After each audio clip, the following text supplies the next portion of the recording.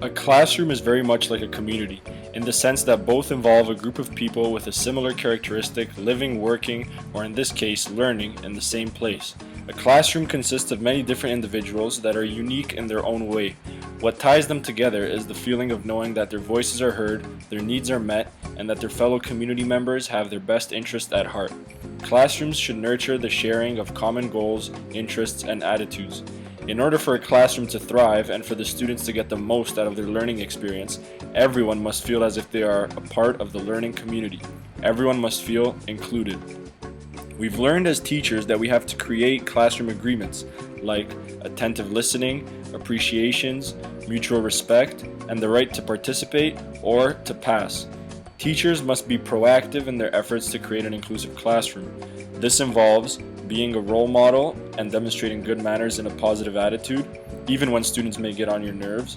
Build and maintain close relationships with your students by showing a genuine interest in them and their home lives. Ensure that you are culturally and linguistically aware of students' social identity and project a sense of stick-with-itness in everything you do. Knowing your students is a huge part of creating an inclusive classroom. This way, when it comes to grouping students, teachers are able to do it in a diverse way, ensuring that students of varying abilities are able to help and complement one another, once again, fostering that notion of community.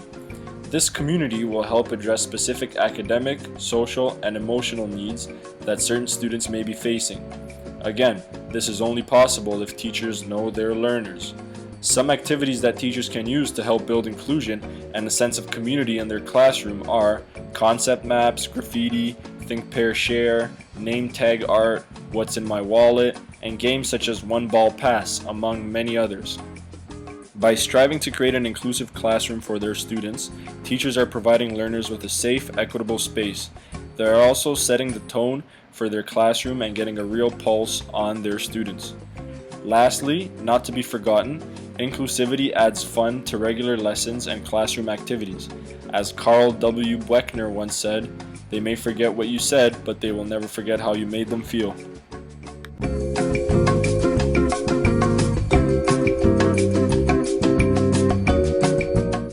When planning a lesson, you have to think backwards. Start with the end in mind. By the end of the lesson, what do you want your students to have learned? What big ideas do you want to have them take away? Start by planning your objectives. These are the curriculum expectations you want to hit, as well as the social objectives you hope to instill, like cooperation and attentive listening. Mutual respect is always important too. Once you have your objectives laid out, it's time to plan how you will engage students in the concepts through various stages of the lesson. There is a basic skeleton that every lesson should have, and it goes like this: mental set, objectives, input, modeling, demonstration, guided practice, independent practice, and closure. And don't forget to check for understanding. So first things first, the mental set. This is the hook that gets kids interested and engaged on the lesson. Once you've got their minds on the objective, tell the students what it is they will be able to do by the end of the lesson, what they'll be able to accomplish. Verbs here are your best friend. Next in our skeleton is input, modeling, and demonstration. With input is where you give your students the necessary knowledge and the skills they will need to complete the first task, perhaps feeding them vocabulary. Then it's time for you as a teacher to show the concepts, model exactly what the students will be doing. The next part of our skeleton is guided practice. Here the students have the chance to follow along in a follow the leader type or hear, see, do type scenario. As your teacher, it's your role to take the students through each step of the activity so they can follow along. Now your students are hopefully all set up to try the activity on their own. This is the independent practice, where you will set your students free to engage in independent learning.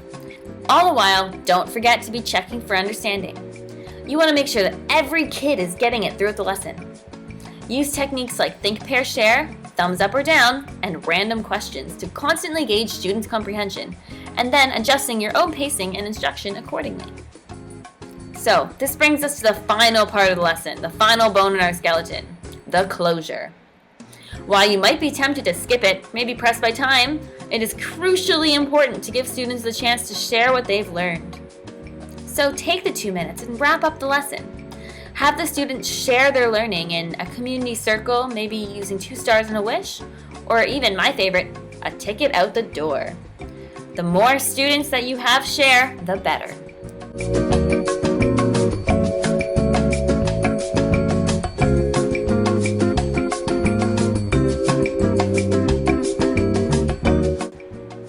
Assessment is an important aspect to the teaching and learning process. It is important to collect data on students' needs, interests, and abilities to establish what you will teach and how to teach the material.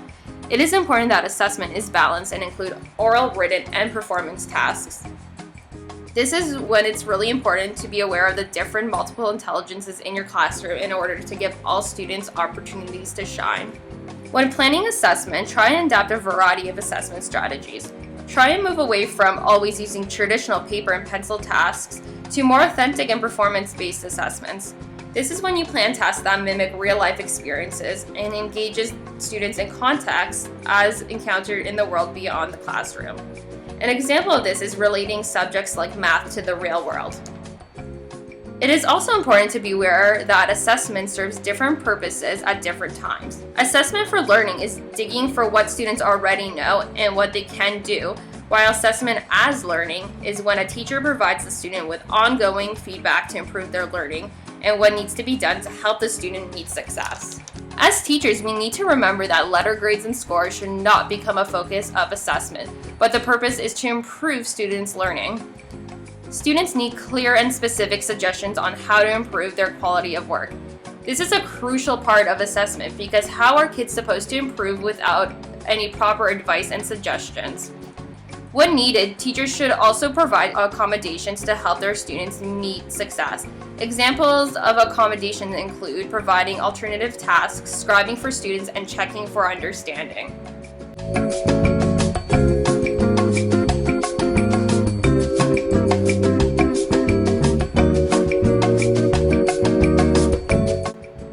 I think we can all agree that classroom management can be one of the most nerve-wracking things about teaching. However, it does not have to be so dreadful if you have the right attitude in place and some handy strategies in your back pocket. If a child misbehaves, step back and identify the underlying cause. Could it be due to attention, power, revenge, or assumed disability and helplessness? The cause of the misbehavior will determine the strategies you use. For example, if little old Stewie is disrupting the class, you may react with low-key responses, such as the look or the pause. Whatever consequence the student receives, it needs to be logical, consistent, and predictable. Keys to good classroom management include determining appropriate lessons and activities that foster learning in a sociable and emotionally safe environment.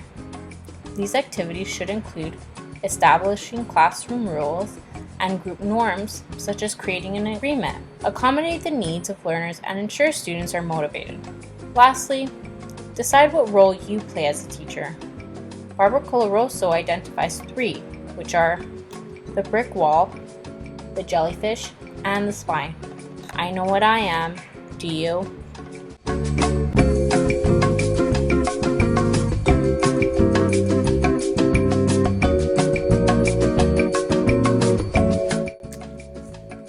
An effective and fun approach to learning seen in several of today's classrooms is cooperative learning. This involves group dialogue and the sharing of ideas between students. Ultimately, it promotes students to work collaboratively together while the teacher acts as the facilitator.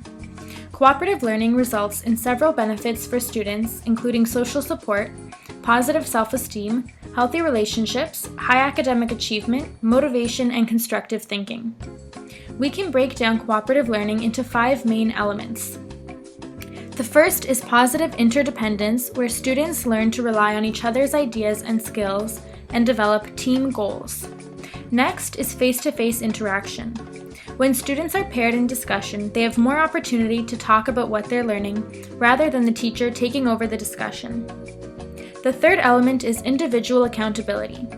Although students are working together, they are each responsible for making contributions.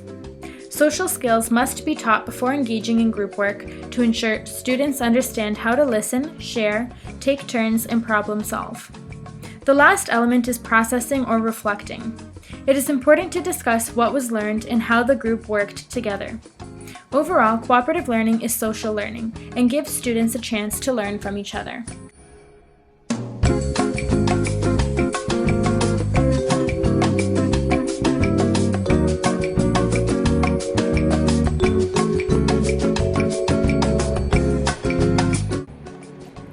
Within a successful classroom, differentiated instruction is always needed.